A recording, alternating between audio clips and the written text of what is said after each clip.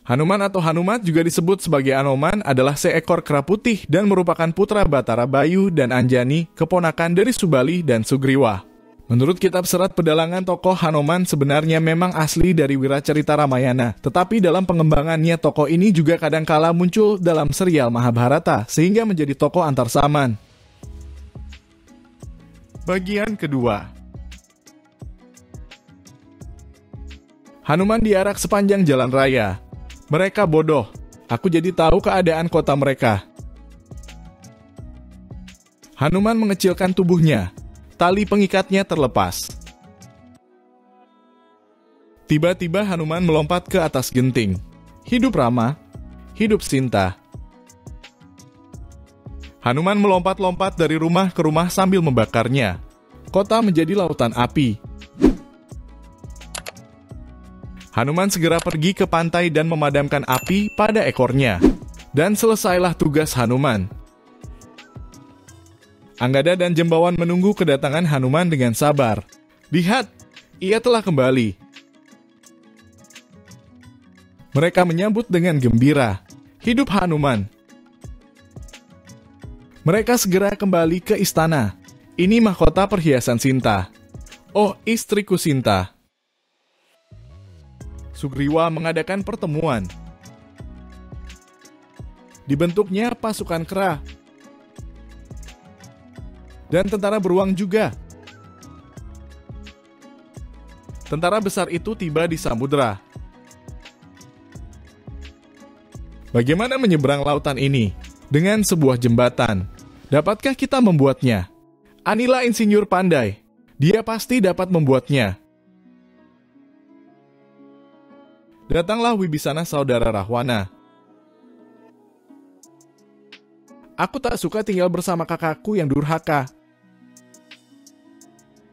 Dapatkah dia dipercaya? Mungkin ini siasat. Aku percaya padanya sekalipun ini siasat. Tapi aku tak dapat menolak orang minta perlindungan. Anila membuat jembatan dari batu-batu. Batu-batu besar dari gunung dipindahkan ke laut. Maka selesailah jembatan itu. Prajurit berbaris di atasnya. Ke Alengka, ke Alengka. Hanuman mendukung Rama dan Anggada mendukung Laksmana. Pasukan Rama tiba di Alengka. Di pinggir kota mereka mendirikan perkemahan. Beberapa raksasa datang ke perkemahan Rama menyamar jadi kera. Berapa banyak tentara kita di utara? Siapa yang memimpin penyerangan di selatan? Hanuman dan Laksmana. Tapi Wibisana mengetahui adanya mata-mata musuh. Ini mata-mata musuh harus disingkirkan. Jangan diganggu. Biarkan mereka pergi bercerita pada Rahwana bagaimana kekuatan kita. Pangeran Rama sangat bijaksana. Sebelum pertempuran, Rahwana menyelidiki kekuatan musuhnya dari menara kota. Di tengah kereta Rama hadiah Betara Indra. Di sebelah kiri Sugriwa. Ya, kita serang mereka dulu. Pertempuran mulai. Tentara kera menyerang raksasa dengan batu.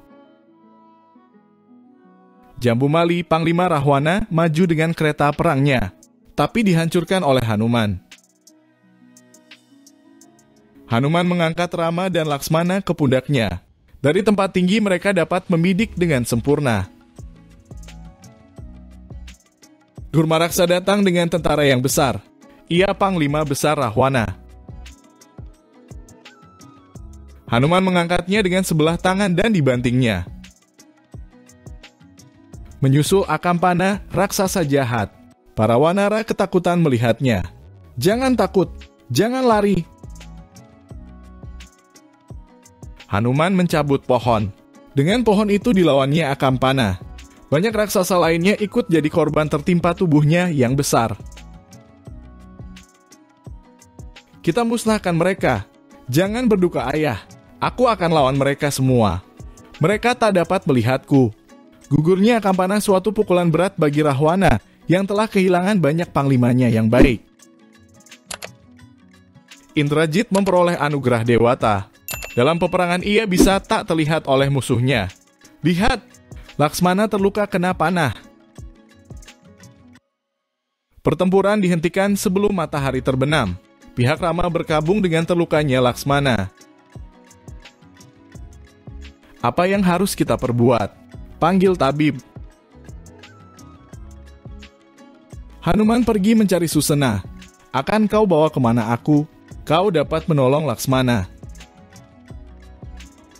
Aku butuh pohon Sanjiwani. Daunnya dapat menyembuhkan Laksmana.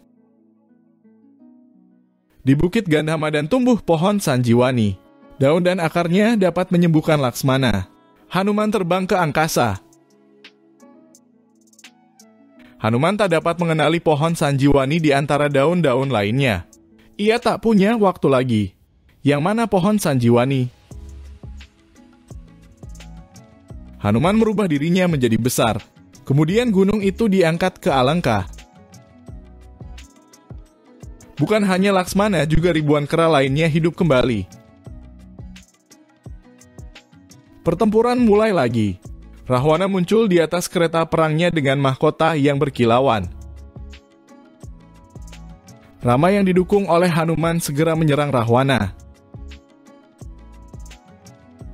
Panah Rama menghancurkan kereta perang Rahwana jatuh tak berdaya. Kau boleh pergi.